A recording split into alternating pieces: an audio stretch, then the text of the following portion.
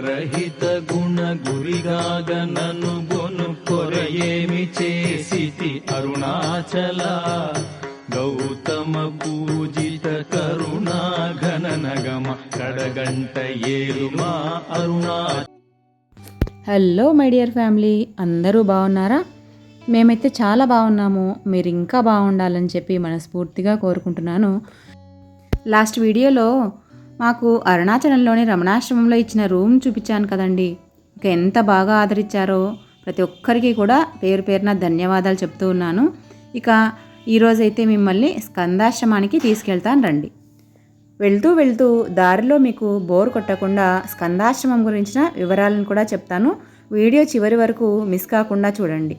అసలు స్కిప్ చేయొద్దు. స్కిప్ చేస్తే నేను చెప్పే మంచి మాటలన్నీ కూడా మిస్ అవుతారు. ఇక స్కందాశ్రమం గురించిన విశేషాలను అయితే తెలుసుకుందామా. స్కందాశ్రమంలో రమణ మహర్షి గారు 1916 నుండి 1922 వరకు, అంటే దాదాపుగా 7 సంవత్సరాలు ఉన్నారు. ఇక్కడ ఆయన కూర్చుండి ధ్యానము అది చేసుకునేవారు.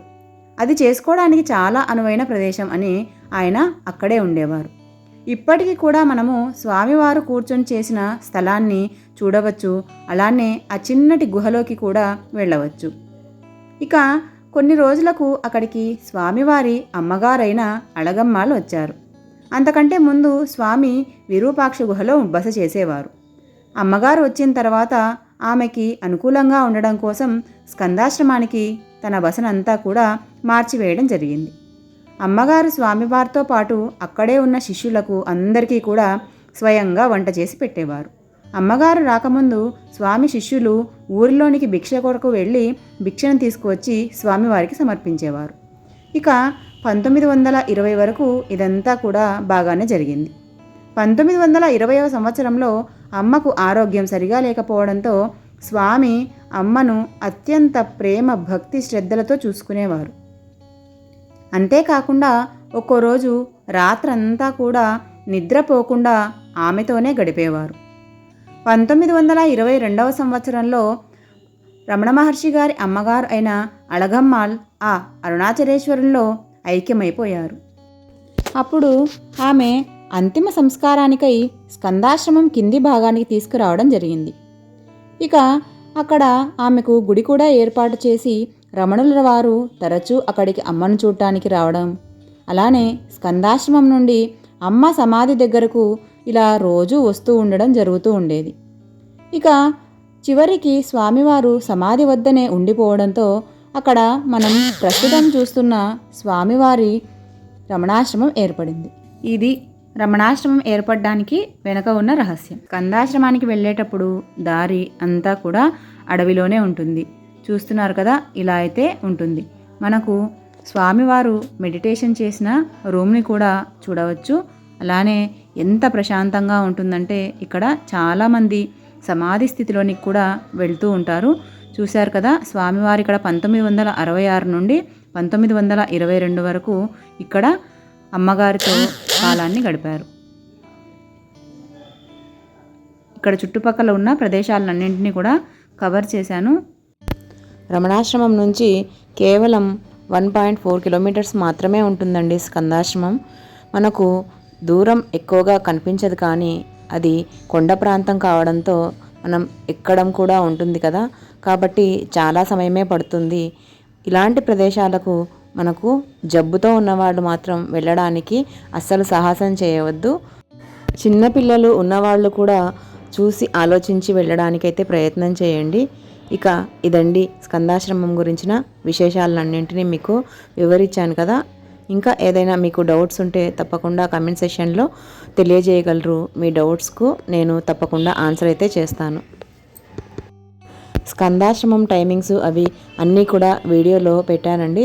తప్పకుండా వీడియోను పూర్తిగా చివరి వరకు చూడండి. చూస్తేనే మీకు మేము చెప్పే వివరాలన్నీ కూడా అర్థమవుతాయి. స్కందాశ్రమానికి దగ్గరలోనే కిందికి దిగడానికి ఒక దారి ఉంటుందండి. అక్కడి నుండి వెళ్తే మనకు విరూపాక్ష గుహ కూడా వస్తుంది. ఇక అది కూడా చాలా దగ్గరే అని అంటారు, కానీ మనకు వెళ్తూ ఉంటే దూరం అనేది తెలుస్తుంది. మన ఛానల్లో రమణాశ్రమంలో రూమ్స్ ఎలా బుక్ చేసుకోవాలి, అలానే అరుణాచలంలో ఫ్రీగా ఫుడ్ అనేది ఏ ఏ సమయాలకు ఎక్కడెక్కడ దొరుకుతుంది ఇలాంటి వీడియోలన్నీ కూడా చేసి పెట్టానండి. అంతేకాకుండా ట్రైన్ వివరాలు కూడా తిరుపతి నుండి ఎలా వెళ్ళాలి, కర్నూలు నుండి ఎలా వెళ్ళాలి, వెళితే ఎంత ఖర్చు అవుతుంది, ఇలాంటి సమాచారాన్ని అంతా కూడా నేను వీడియోల రూపంలో చేసి మన ఛానల్లో అయితే పోస్ట్ చేయడం జరిగింది. ఎవరికైనా యూజ్ అవుతుంది అనుకుంటే డిస్క్రిప్షన్లో లింక్స్ అనేవి ప్రొవైడ్ చేసి ఉంటానండి. తప్పకుండా మీరు ఆ వీడియోలను కూడా చూసి మీరు కూడా అరుణాచలానికి వెళ్ళడానికి ఉపయోగపడాలని ఆశిస్తూ ఉన్నాను. ఇక మనము స్కందాశ్రమానికి వెళ్ళే దారిలో టెంపుల్ వ్యూ అయితే ఈ విధంగా ఉంటుందండి. మనము పైకి ఎక్కిన తర్వాత ఆ అలసటనంతా కూడా ఈ టెంపుల్ వ్యూ అనేది చూస్తే చాలు అస్సలు మర్చిపోతాము. అంత ఎక్సలెంట్గా ఉంటుందండి. ఇక్కడి నుంచి మనము చూస్తే టోటల్ అరుణాచలం అంతా కూడా అలానే టెంపుల్ కూడా ఈ విధంగా అయితే మనకు వ్యూ అనేది కనిపిస్తుంది. చాలా బాగుంటుంది. కొంచెం హెల్తీగా ఉన్నవాళ్ళు, నడవడానికి ఏ ఇబ్బంది లేని వాళ్ళు తప్పకుండా స్కందాశ్రమానికి అయితే వెళ్ళి ఈ వ్యూ మాత్రం అస్సలు మిస్ కావద్దు. ఇది చూస్తే చాలండి మనము అంతసేపు ఎక్కిన శ్రమ అంతా కూడా మర్చిపోతాము. ఇక్కడే ఉండిపోదామా అనిపిస్తుంది. అంత బాగుంటుందండి. చూస్తున్నారు కదా ఎంత బాగుందో పైనుంచి టెంపుల్ వ్యూ అనేది, అలానే అరుణాచలం టోటల్ అంతా కూడా మనకి ఇక్కడ నుంచి ఎంత బాగా కనిపిస్తుందో. ఇక అదండి వీడియో. మిమ్మల్ని ఈరోజు స్కందాశ్రమానికి అయితే తీసుకొచ్చాను కదా. నిన్న రమణాశ్రమంలో మాకు ఇచ్చిన రూమ్ని చూపించాను. ఇక ఈ రోజు వీడియోలో అయితే స్కందాశ్రమంని అలానే టెంపుల్ వ్యూని కూడా చూపించాను. తప్పకుండా ఛానల్ని అయితే సబ్స్క్రైబ్ చేసుకోండి, లైక్ చేయండి.